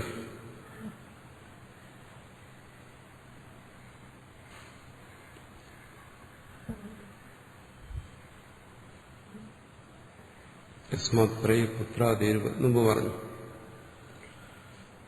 പുത്രാദികളെല്ലാം എന്തുകൊണ്ട് പ്രിയപ്പെട്ടവയായിരിക്കുന്നു? മുമ്പ് പറഞ്ഞ കാര്യങ്ങളെ കുറിച്ചുകൂടെ പരാമർശിക്കുകയാണ്. അങ്ങനെ അവിടെയെല്ലാം വ്യാഖ്യാന വിഷയം ആയതെന്താണ്? ഈ ആത്മവിദ്യയാണ്. അതിന്റെ സംബന്ധപ്രചോദനം അതെല്ലാം പറഞ്ഞു കഴിഞ്ഞു. തദാത്മാനമേവ അവേദ അഹം ബ്രഹ്മാസ്മീതി. അവൻ തന്നെ അറിഞ്ഞു. അഹം ബ്രഹ്മാസ്മീതി, താൻ ബ്രഹ്മമാണോ.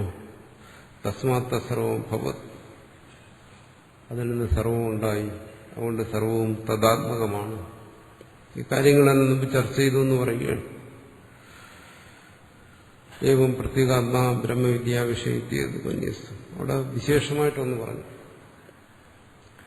ഈ ബ്രഹ്മവിദ്യ ബൃഹത്തായ ബ്രഹ്മത്തെ ബോധിപ്പിക്കുന്ന വിദ്യ എന്ന് പറയുന്നു. അത് ബുദ്ധിയെ ബഹിർമുഖമാകാൻ വേണ്ടിയിട്ടുള്ള വലുതെന്ന് പറഞ്ഞാൽ ബാഹ്യമായി ചിന്തിക്കും. ഉള്ളിൽ ഉൾക്കൊള്ളാൻ കഴിയാത്തതെന്ന് തോന്നും വലുതെന്ന് പറഞ്ഞു.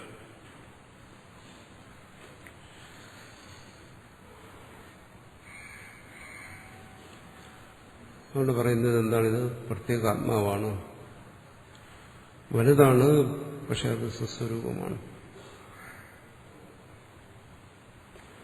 ബ്രഹ്മവിദ്യയായ വിഷയം, ബ്രഹ്മവിദ്യ പരാമർശിക്കുന്നതിനാണ് വിഷയം എന്ന് വെച്ചാൽ അതിന് പരാമർശിക്കുന്നു. ആത്മവിദ്യ ആന്തരികമായി അതിനെ ബോധ്യപ്പെടുത്തുന്നു. നിത്യതുപന്യസി കാര്യങ്ങളെല്ലാം നമുക്ക് പറഞ്ഞതാണ്. അതിന് ആന്തരികമായി സാക്ഷാത്കരിക്കുന്നു, ആന്തരികമായി അത് പ്രകാശിക്കുന്നു തുടങ്ങിയ കാര്യങ്ങളെല്ലാം. അവിദ്യായാസ വിഷയ അന്യോ അസൗ അന്യോ അഹം അസ്മി എന്ന് പറഞ്ഞു.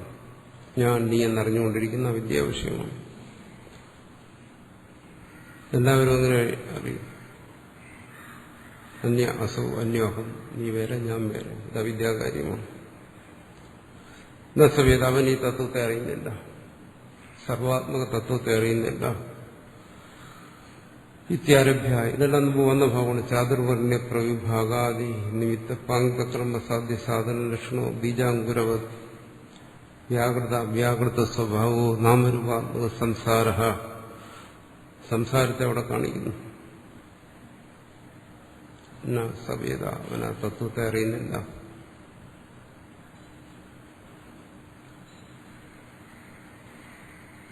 അതെങ്ങനെ അറിയാൻ കഴിയും?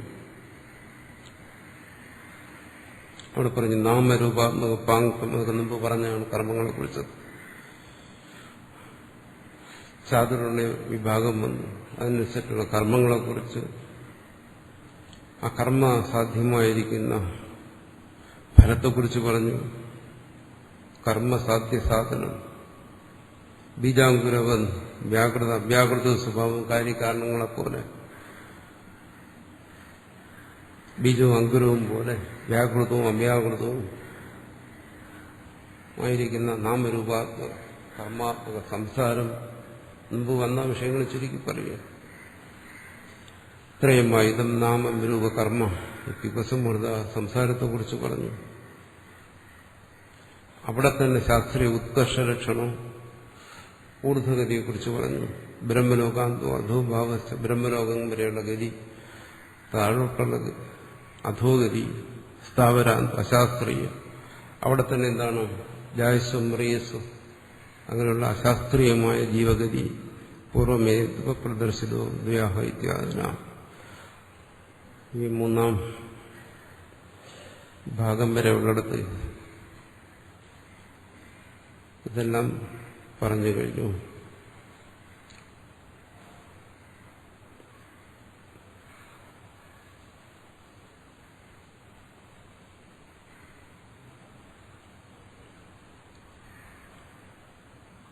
അപ്പോൾ ഇവിടെ ഒന്ന് ചുരുക്കി പറയുകയാണ്. സംസാരം എന്താണെന്ന് കാണിച്ചു, കർമ്മങ്ങൾ എന്താണെന്ന് കാണിച്ചു, ചാതുർവർണ്ണ്യം എന്താണെന്ന് കാണിച്ചു, അതിനപ്പുറമുള്ള ബന്ധമോക്ഷങ്ങൾ എന്താണെന്ന് കാണിച്ചു. ഇതെല്ലാം ഇവിടെ ചർച്ച ചെയ്ത് കഴിഞ്ഞു. ഇതെല്ലാം മുമ്പ് നമ്മൾ വന്നതാണ്, അതുകൊണ്ട് പിന്നെ വിശദീകരിക്കേണ്ട കാര്യമില്ല.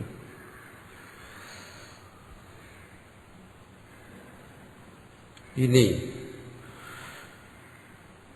സംസാരത്തെക്കുറിച്ച് കാണിച്ചു കഴിഞ്ഞപ്പോൾ ഏതസ്മാത് അവിദ്യാ വിഷയാത് വിരക്തസ്യ പ്രത്യേകാത്മവിഷയ ബ്രഹ്മവിദ്യായാം അധികാരഃ കഥഞ്ചിത് അഭിസ്യാദിതി തൃതീയോ അധ്യായ ഉപസംഹൃത സമസ്തോ അവിദ്യാവിഷയ. വേദത്തിന്റെ കണക്കിന് തൃതീയ അധ്യായം, ഉപനിഷത്ത് ബ്രഹ്മത്തിലെ ആദ്യത്തെ അധ്യായം. അവിടെ എന്ത് പറഞ്ഞു എന്ന് പറയുന്നു? ഈ അവിദ്യാ വിഷയങ്ങളിൽ നിന്നും വിരക്തനായവൻ, പ്രത്യേകാത്മ വിഷയ ബ്രഹ്മവിദ്യായം, അവനാണ് ഈ പ്രത്യേകാത്മ വിഷയമായ ആത്മവിദ്യയിൽ അധികാരമുള്ളത്.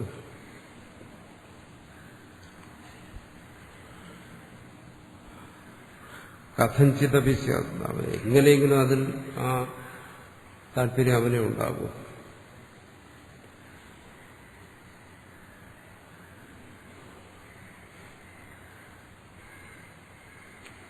ആത്മീയതയിൽ ആർക്കും താല്പര്യം ഉണ്ടാവും, എല്ലാവർക്കും ഉണ്ടാകുന്നുണ്ട് ആത്മീയതയിൽ താല്പര്യം.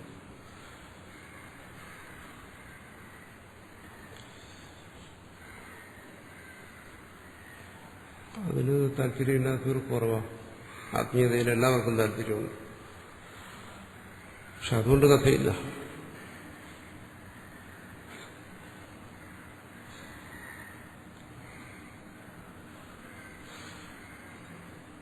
അവിദ്യാവിഷയാത് വിരക്ത,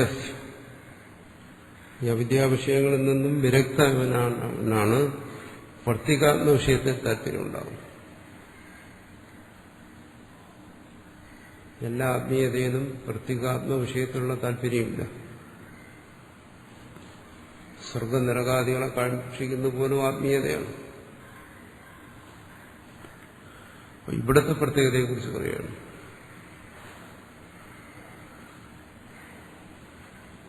അവിദ്യാവിഷയാത് വിരക്ത,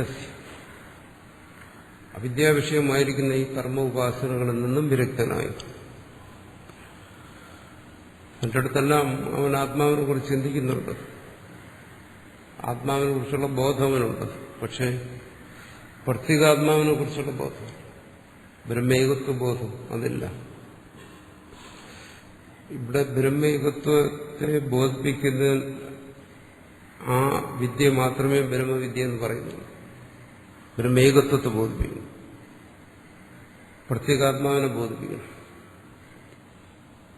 ബാക്കിയുള്ള അറിവൊന്നും ബ്രഹ്മവിദ്യയല്ല, അതൊക്കെ അറിവാണ്, ആത്മീയ അറിവുകളാണ്. അങ്ങനെയുള്ള ഒരറിവ് ഈ കർമ്മത്തിൽ നിന്നും വിരക്തനായവന് വളരെ പണിപ്പെട്ടുണ്ടാകുന്നു.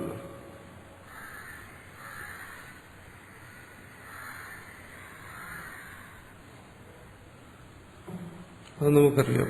ആധ്യാത്മികമായ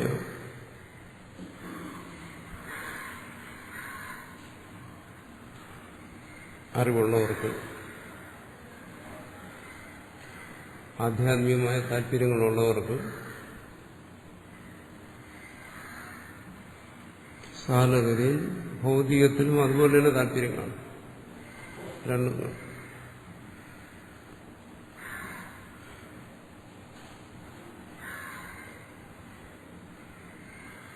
അങ്ങനെയുള്ളവർ പറയും എന്താണ്, ഭൗതികവും ആധ്യാത്മികതവും ഒരുമിച്ച് കൊണ്ടുപോകണം എന്ന് പറയും.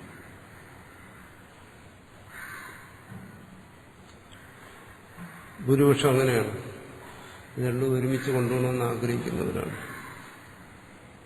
ആത്മീയവും വേണം, ഭൗതികവും വേണം. ഒരു മുക്തശാന്തി എന്ന് പറയും.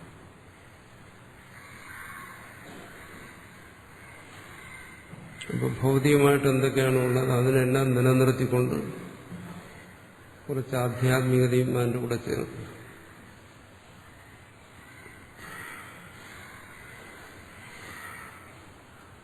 അപ്പോൾ അവർ രണ്ടിനും സംതൃപ്തരാണ്. അവരുടെ ആധ്യാത്മികതയിലും സംതൃപ്തരാണ്, അവരുടെ ഭൗതികതയിലും സംതൃപ്തരാണ്. ലോകം ആ സ്വഭാവത്തിലാണ്, ലോകത്തിന്റെ സ്വഭാവം അതാണ്.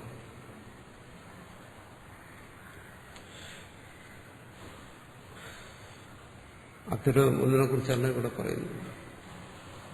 അവർക്കെന്താണ് നഷ്ടപ്പെടുന്നത്? അവരുടെ ആധ്യാത്മികതയിൽ പ്രത്യേകാത്മ അത് കാണത്തില്ല, ബ്രഹ്മേകത്വം അത് കാണത്തില്ല, ബാക്കിയുള്ള ആധ്യാത്മികതകളൊക്കെ കാണും. എന്തുകൊണ്ട്?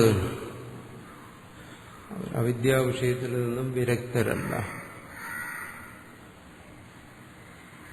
അവിദ്യാ വിഷയത്തിൽ നിന്നും വിരക്തനായ ഒരുവന് മാത്രമേ പ്രത്യേകാത്മ വിഷയത്തിലുള്ള ബ്രഹ്മവിദ്യയ്ക്ക് അധികാരമുള്ളൂ എന്നാണ് ഇവിടെ ഭാഷ്യകാരൻ പറയുന്നത്. അവിടെ ഭാഷ്യകാരൻ പറഞ്ഞു വരുന്നത് സന്യാസത്തെ ഉദ്ദേശിച്ച് പറയുകയാണ്.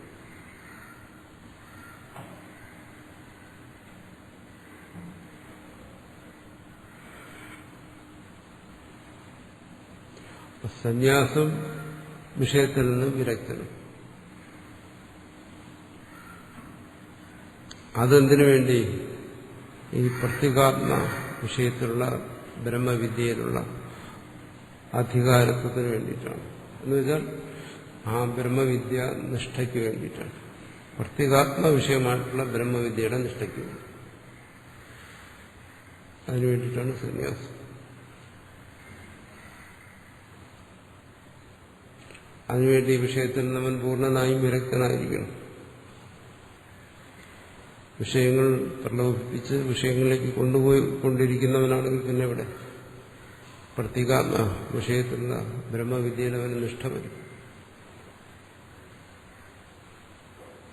അതുകൊണ്ട് ഇവിടെ പറയുന്ന ബ്രഹ്മവിദ്യ എന്ന് പറയുന്നത് പ്രത്യേകാത്മ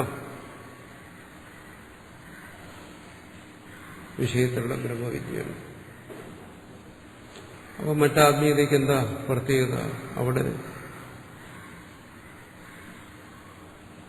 പരമാത്മാ, പ്രത്യേകാത്മാവിൽ നിന്ന് അന്യമായ പരമാത്മാവ്, അതിലുള്ള നിഷ്ഠയാണ്. അത് മറ്റാത്മീയത എന്ന് പറയുന്നു. പരമാത്മാവിനെ ഭജിക്കുന്നുണ്ട്. പ്രത്യേകാത്മബോധമില്ലാത്തതുകൊണ്ടാണ്, നേതി എന്നുള്ള ബോധം ഇല്ലാത്തതുകൊണ്ടാണ് വിഷയരക്തിയുണ്ട്, വിഷയത്തിനോട് ആസക്തിയുണ്ട്. അതിനെക്കുറിച്ചല്ല ഇവിടെ പറയുന്നു. അങ്ങനെയുള്ള ആത്മീയതയ്ക്ക് സന്യാസത്തിന്റെ ആവശ്യമൊന്നുമില്ല.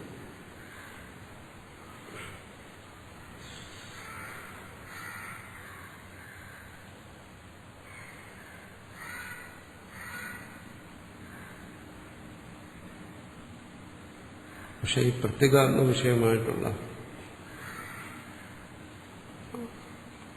ആത്മബോധത്തിന് വിഷയത്തിൽ നിന്ന് വിരക്തി കൂടിയേ തീരും. അതാണ് വിഷയ വിരക്തസ്യ എന്ന് പറയുന്നത്.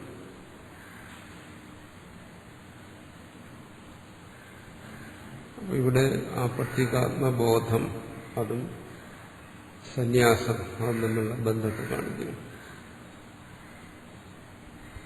വിഷയവിരക്തി എന്ന് പറയുന്നത് സന്യാസത്തെ സൂചിപ്പിക്കുകയാണ്.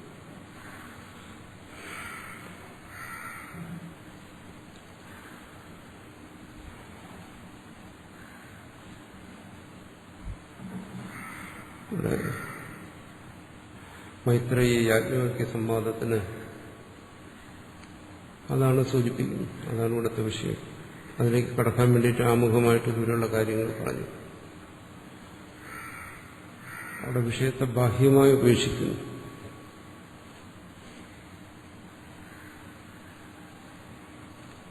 മാനസികമായി വിരക്തി എന്നല്ല പറയുന്നത്, ബാഹ്യമായി തന്നെ ഉപേക്ഷിക്കുന്നു.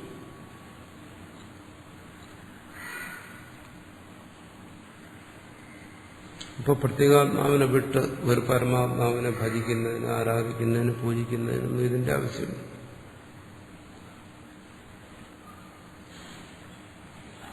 സാമാന്യഗതിയിൽ ആവശ്യമില്ലെന്നല്ല.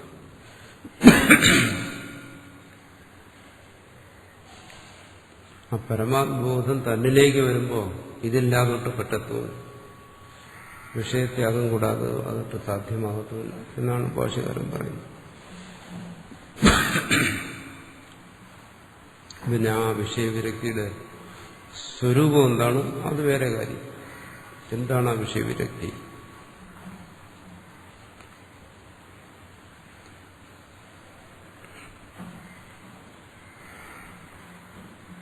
അത് വിഷയങ്ങളോടുള്ള വിരോധമാണോ, അതോ തത്വത്തിന്റെ തന്നെ നിലയാണോ, തത്വജ്ഞാനത്തിന്റെ സ്ഥിരതയാണോ? അതൊക്കെ മറ്റു വിഷയം. പക്ഷെ അത് കൂടിയേ തീരും.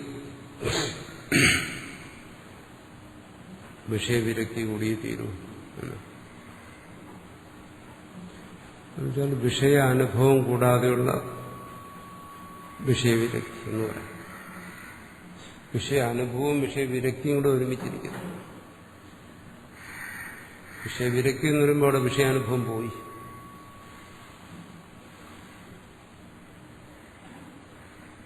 അതാണ് തത്വജ്ഞന്റെ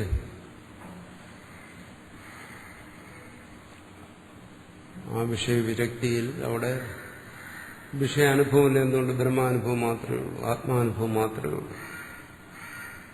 പ്രത്യേകാത്മ വിഷയ ബ്രഹ്മവിദ്യ അത് മാത്രമേ അവിടെയുള്ളൂ തത്വജ്ഞനെ സംബന്ധിച്ച്.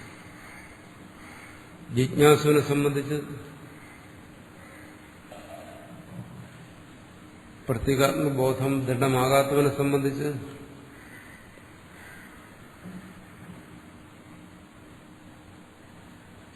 അവന്റെ വിഷയവിരക്തിക്കും ദൃഢത വരത്തില്ല, അത് വരത്തില്ല. അവന്റെ വിഷയവിരക്തിയും ദുർബലമായിരിക്കും, പ്രത്യേകാത്മബോധവും ദുർബലമായിരിക്കും. എന്നാലും അവന് വിഷയവിരക്തിയെ സ്വീകരിച്ചേ പറ്റും. ആണ് വിവിധിഷ എന്ന് പറയുന്നത്. അവൻ വിഷയവിരക്തി അവൻ പരിശീലിക്കുന്നു. അതൊരു ബോധമായി അവന് ഉറച്ചിട്ടില്ല, പക്ഷെ പരിശീലിക്കുന്നു. അപ്പോൾ അവൻ്റെ വിവിധിഷയുണ്ട്. അപ്പോൾ അതും സന്യാസമാണ്.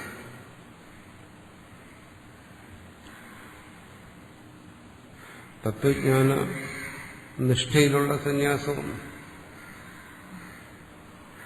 വിവിധിഷ നിഷ്ഠയിലുള്ള സന്യാസം മറ്റൊന്ന്.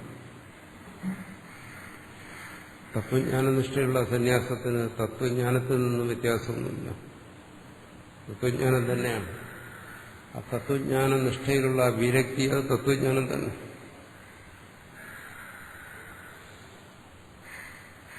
വിവിധിഷയിലുള്ള വിരക്തി അതല്ല, അത് തത്വജ്ഞാനത്തിന്റെ പരിശീലനമാണ്. അതേപോലെ തന്നെ ആ വിരക്തിയുടെയും അഭ്യാസമാണ്.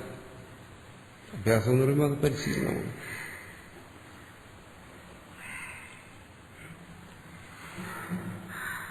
ആത്മനിഷ്ഠയാണെങ്കിൽ ഈ രണ്ട് സ്ഥലത്തും ഏതെങ്കിലും ഒരു തരത്തിൽ വിഷയവിരക്തി നിലനിൽക്കണം. വിവിധിഷയിലാണെങ്കിൽ അതൊരു സാധനാരൂപം,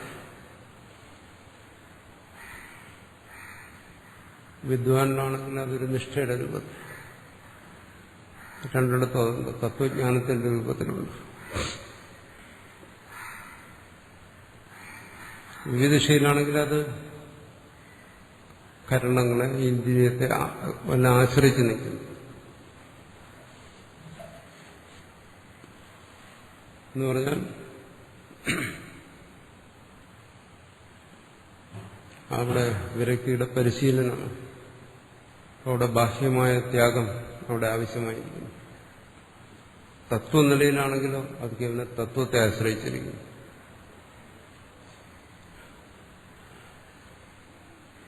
അവിടെ പരിശീലനമില്ലല്ലോ.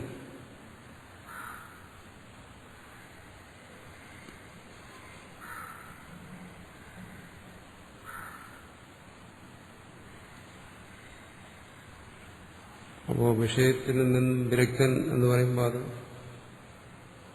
സാധകനാണ് എടുക്കേണ്ടത്, അത് സിദ്ധനെയാണ് എടുക്കേണ്ടത്. സാധകനാണെങ്കിൽ എങ്ങനെയായിരിക്കും വിഷയവിരക്തി, സിദ്ധനിൽ എങ്ങനെയായിരിക്കും? അതിനൊക്കെ സമാധാനമാണ് നമ്മൾ ചർച്ച ചെയ്യുന്നത്. എന്തായാലും അത് കൂടിയേ തീരും വിഷയവിരക്തി, അല്ലെങ്കിൽ അതിനെ വിടുക. അങ്ങനെ പ്രത്യേകാത്മ വിഷയമായിട്ടുള്ള ആത്മവിദ്യ അല്ല, പരനായ അന്യനായ ഈശ്വരന്റെ ആരാധനയാണ്.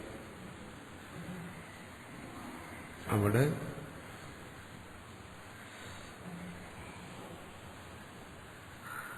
വിഷയവിരക്തി അല്ല, വിഷയിച്ഛയാണ് അവൻ അതിനെ പ്രേരിപ്പിക്കുന്നു. അർത്ഥവും ജിജ്ഞാസുരർത്ഥാർത്ഥി എന്നെല്ലാം പറയുന്നു. വിഷയ ഇച്ഛ, ആഗ്രഹം അവനെ ഈശ്വരനെ ഭജിക്കാൻ പ്രേരിപ്പിക്കുന്നു.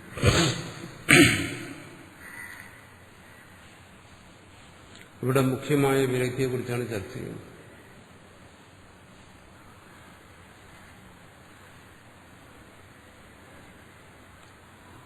വിഷയത്യാഗരൂപത്തിലുള്ള വിരക്തി, അതേസമയം തത്വചിന്താരൂപത്തിലുള്ളത് രണ്ടും. അതാണ് ഇവിടെ ചർച്ച ചെയ്യുന്നത്. അപ്പോൾ അങ്ങനെയുള്ള വിരക്തിയുള്ളവന് ബ്രഹ്മവിദ്യായം അധികാര കഥഞ്ചിസ്യ, അവന് ബ്രഹ്മവിദ്യയിൽ പ്രവൃത്തി ഉണ്ടാവും എന്നാണ്. അധികാരം എന്ന് വെച്ചാൽ അതിനുള്ള പ്രവൃത്തി. അവനെ ബ്രഹ്മവിദ്യയിൽ പ്രവർത്തിക്കാൻ പറ്റും. ശരിയായ വിരക്തിയുള്ളവൻ, അതും വളരെ പണിപ്പെട്ടു. ഇത് തൃതീയ അധ്യായ പ്രസം പറഞ്ഞത് അതാണ്. മൂന്നാം അധ്യായത്തിൽ ഉപനിഷത്ത് ക്രമം അനുസരിച്ച് കഴിഞ്ഞ അധ്യായത്തിൽ രണ്ടാം അധ്യായത്തിൽ ഉപസംഹരിച്ചത് സമസ്തോ അവിദ്യാവിഷയ, എല്ലാം അവിദ്യാവിഷയമാണ്. മൂന്നാം അധ്യായത്തിൽ ഉപസംഹരിച്ച കാര്യങ്ങളെല്ലാം അവിദ്യയുടെ വിഷയമാണ്. എന്നുവെച്ചാൽ അവിടെ അവിദ്യയെക്കുറിച്ചുള്ള കാര്യങ്ങളെല്ലാം അവിടെ നിർത്തി വിദ്യയിലേക്ക് കടക്കണം. വിരക്തന്റെ വിദ്യ അതിലേക്ക്. കാരണം അവിടെ ഈ പാങ്ക്ത കർമ്മത്തെക്കുറിച്ചും മറ്റൊന്നെല്ലാം പറഞ്ഞല്ലോ. ചതുർത്ഥത്തിൽ ഇവിടെ അതാണ് ഈ അധ്യായം. ബ്രഹ്മവിദ്യാ വിഷയം പ്രത്യേകാത്മാനം ബ്രഹ്മത്തെ ബ്രവാണീതി ബ്രഹ്മജ്ഞപേക്ഷ്യാമി ഇതി ച പ്രസ്തുത്യ തദ്ബ്രഹ്മേകമദ്വയം സർവവിശേഷശൂന്യം ക്രിയാകാരകഫലസ്വഭാവ സത്യശബ്ദവാച്യ അശേഷഭൂതധർമ്മ പ്രതിഷേധദ്വാരേണ നേതി നേതി ഇതി ജ്ഞാപിതം.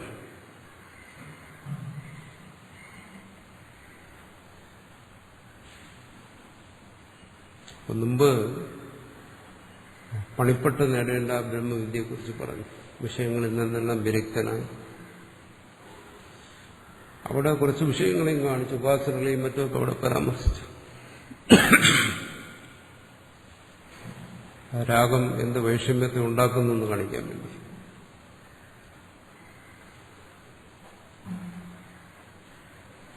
ഇവിടെയാണെങ്കിലോ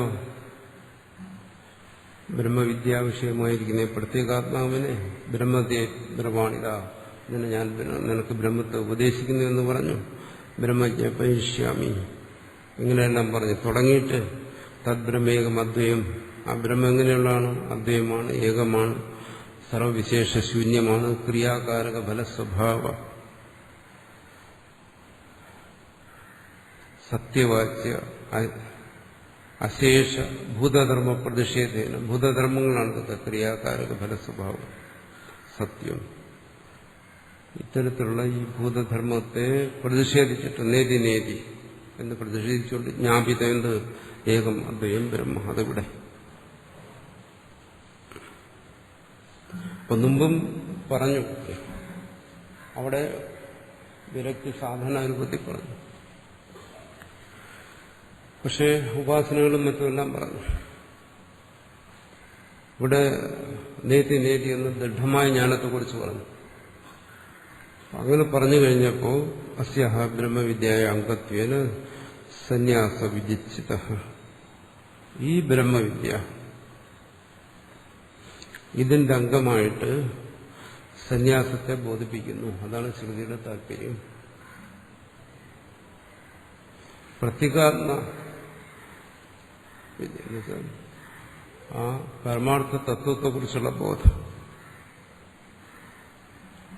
നേതി നേതി എന്നും സത്യജ്ഞാനം അനന്തം ബ്രഹ്മ എന്നെല്ലാം ബോധിപ്പിക്കുന്ന ആ ബോധം, ആ ബോധത്തിന്റെ അംഗമാണ് സന്യാസം. സന്യാസം എന്ന് പറഞ്ഞാൽ കർമ്മത്യാഗരൂപത്തിലുള്ള സന്യാസം. ആ കർമ്മത്യാഗത്തോടൊപ്പം എന്തെല്ലാം വരുമോ അതെല്ലാം. ഇവിടെ യാജ്ഞവൽക്കനാണെങ്കിൽ സമ്പത്തിനെ ഉപേക്ഷിക്കുന്നു, ഭാര്യമാരെ ഉപേക്ഷിക്കുന്നു, എല്ലാം ഉപേക്ഷിക്കുന്നു. അത് കർമ്മത്യാഗത്തിന്റെ ഭാഗമാണ്. എന്തുകൊണ്ട്? ഇതെല്ലാം കർമ്മത്തിന്റെ ഭാഗമാണ്, ഭാര്യയും സമ്പത്തും എല്ലാം. അപ്പോൾ കർമ്മത്യാഗം വരുമ്പോൾ ഇതെല്ലാം അതിനോടൊപ്പം പോകും.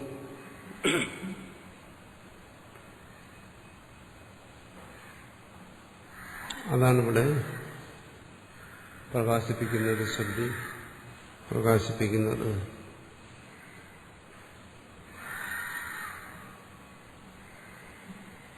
വീട് ഉപേക്ഷിക്കുന്നു.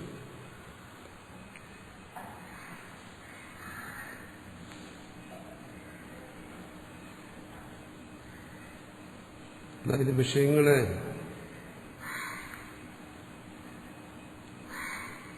ബാഹ്യമായുള്ള വിഷയങ്ങളെ ഗ്രഹിക്കുന്നു. അത് ജീവന്റെ ഒരു പ്രവൃത്തിയാണ്.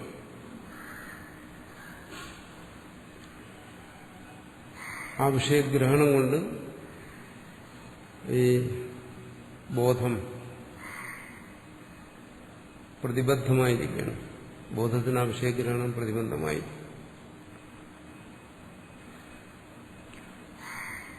ഈ ബോധത്തിന്റെ പ്രതിബന്ധത്തെ മാറ്റണമെങ്കിൽ വിഷയത്യാഗരൂപത്തിലുള്ള സന്യാസം തന്നെ വേണം. അതാണ് ഇവിടെ പറയുന്നത്. വിഷയത്തെ ഒഴിവാക്കുന്ന രൂപത്തിലുള്ള സന്യാസം. അങ്ങനെ ഒരു സന്യാസത്തെ ഇവിടെ ബോധിപ്പിക്കുന്നു എന്നാണ് പറയുന്നത്. അല്ലാതെ സന്യാസം എന്ന് പറയുന്നത് കേവലം ഒരു ആശയം എന്നുള്ള രൂപത്തിലാണ്. അല്ലെങ്കിൽ സന്യാസം എന്ന് പറയുന്ന ഒരു മാനസിക ത്യാഗം എന്നുള്ള രൂപത്തിലല്ല. മാനസിക ത്യാഗം അത് മനസ്സിലും വേണം. പക്ഷെ ഇത് കേവലം മാനസിക ത്യാഗരൂപത്തിലല്ല. ബാഹ്യത്യാഗം കൊണ്ട് മനസ്സിൽ വന്നില്ലെങ്കിൽ പിന്നെ അതാകുന്നില്ല. അത് എല്ലാവർക്കും അറിയാവുന്ന കാര്യമാണ്. പക്ഷെ മാനസിക ത്യാഗം മാത്രം മതിയോ? പോരാ. ഇവിടെ അതാ പറയുന്നത്. ബാഹ്യമായ ത്യാഗവും വേണം. എന്തുകൊണ്ടതങ്ങനെ പറഞ്ഞു? അതിനാണല്ലോ പറഞ്ഞത്. ഇപ്പോഴത്തെ കാലമല്ല, പ്രത്യേകിച്ചും വൈദിക കാലഘട്ടത്തിൽ മനുഷ്യന്റെ ജീവിതം ഈ കർമ്മ ഉപാസനകളുമായി ബന്ധപ്പെട്ടിരിക്കുകയാണ്. ത്യാഗം കർമ്മ ഉപാസനകളുടെ ത്യാഗമാണ്. ഇന്ന് നമ്മൾ ത്യാഗമെന്ന് പറഞ്ഞാൽ ഉദ്ദേശിക്കുന്ന വീട് ഉപേക്ഷിച്ച് പോവുക, എങ്കിലും ആശ്രമത്തിൽ പോയി താമസിക്കുക, ഇതൊക്കെയാണ് ഇന്ന് നമ്മൾ ത്യാഗം എന്ന് പറയുന്നത്.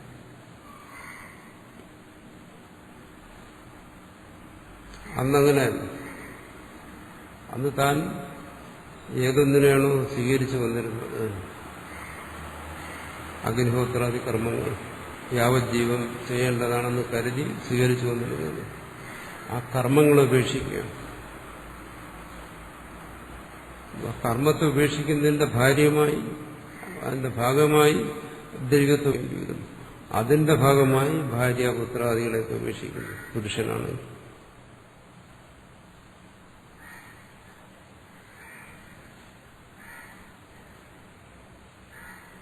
ഇവിടെ പുരുഷൻ മാത്രമല്ല, സ്ത്രീയെ സന്യസിക്കുന്നതായിട്ടാണ് ഇവിടെ പറയുന്നത്. കാരണം ഇനി നമ്മൾ വിശദീകരിക്കും. ഈ സ്വത്തെല്ലാം ഭാര്യയോട് പറയുന്നത് ഇതെല്ലാം നീ എടുത്തോ എന്ന് പറയും. ഞാനിതൊക്കെ ഉപേക്ഷിക്കുകയാണ്. അപ്പോൾ ഈ വിത്തം കൊണ്ട് എനിക്കെന്താ പ്രയോജനം? വിത്തം കൊണ്ട് പ്രയോജനമില്ല. അതുകൊണ്ട് ഭാര്യ ഉപേക്ഷിക്കുക. പുരുഷനും സ്ത്രീയും രണ്ടുപേരും ഇവിടെ ത്യാഗത്തെ സ്വീകരിക്കുന്നതായിട്ടാണ്. അവിടെ ത്യാഗത്തിന് പുരുഷൻ സ്ത്രീ എന്നുള്ള ഭേദമൊന്നുമില്ല. പക്ഷെ അവിടെ ത്യാഗം ബാഹ്യമായി തന്നെ വരുന്നു.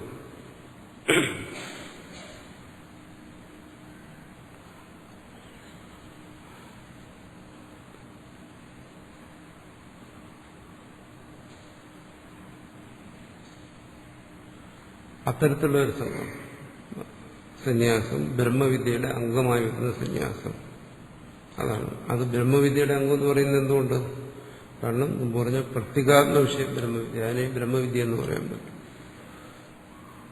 അത് സാറിന് പറയുന്ന ആത്മീയതയല്ല. അതിനെക്കുറിച്ചാണ് അടുത്ത് ചർച്ച ചെയ്യുന്നത് എന്നാണ്.